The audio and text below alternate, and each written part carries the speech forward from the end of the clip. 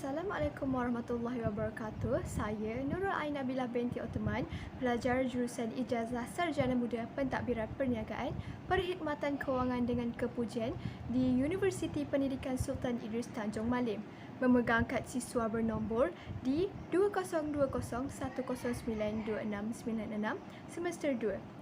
Tajuk pembentangan saya untuk subjek Wacana Akademik Bahasa Melayu hari ini yang bertemakan pandemik COVID-19 ialah peningkatan kes jangkitan harian COVID-19 di Malaysia.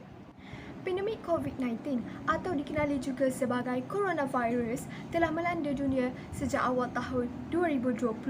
Virus yang datangnya dari Wuhan, China ini telah menyebabkan pelbagai aktiviti harian kita terjejas.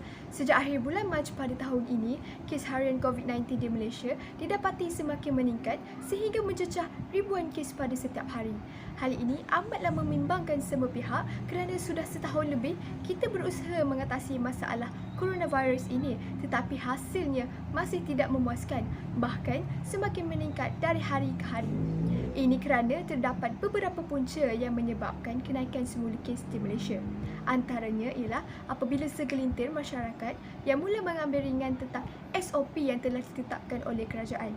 Hal ini disebabkan oleh masyarakat yang mula degil dan mengambil ringan tentang penularan wabak COVID-19 yang semakin berleluasa di negara ini, seperti mereka mula keluar untuk bersukaria tanpa alasan yang kukuh. Tambahan pula, semenjak bulan Ramadan tiba, masyarakat semakin memandang enteng tentang perkara ini. Misalnya, apabila pembukaan bazar-bazar Ramadan dan ekspo jualan hari raya di seluruh negara bermula, masyarakat mula mengabaikan penjarakan sosial ini dan menyerbu tempat-tempat tersebut tanpa merasa takut atau khawatir tentang jangkitan virus ini.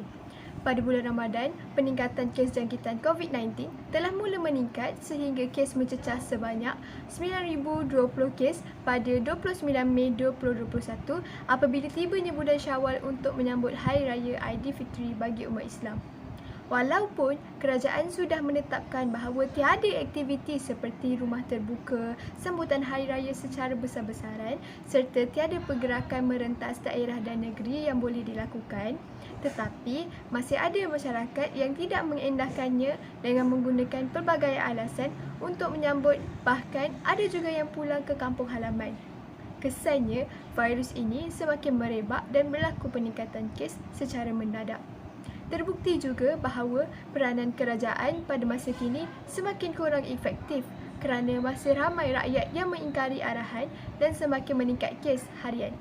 Ini juga boleh dilihat apabila aktiviti kawalan pergerakan harian semakin tidak terkawal. Terdapat beberapa langkah untuk mengatasi peningkatan kes jangkitan harian COVID-19 yang telah semakin merebak ini.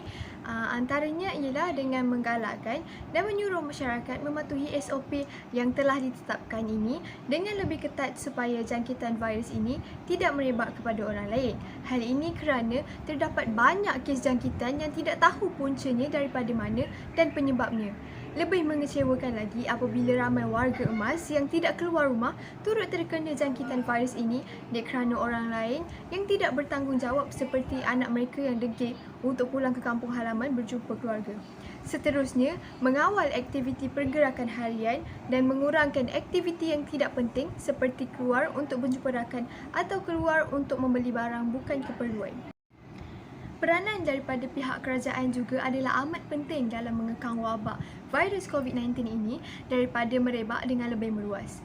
Tambahan pula, mereka perlulah membuat keputusan dengan lebih wajar dan mengambil pandangan daripada masyarakat di Malaysia seperti melakukan lockdown supaya kes jangkitan segera turun ke angka yang lebih rendah dengan lebih awal, sekaligus mempercepatkan lagi pengagihan vaksin kepada seluruh rakyat di Malaysia. Sehingga 31 Mei 2021, statistik menunjukkan hanya 3.5% sahaja rakyat Malaysia yang telah divaksin. Natijahnya, marilah kita bersama-sama berusaha mengurangkan penurunan kes jangkitan harian COVID-19 ini supaya kita dapat kembali menjalankan rutin harian kita seperti biasa. Sekian, terima kasih.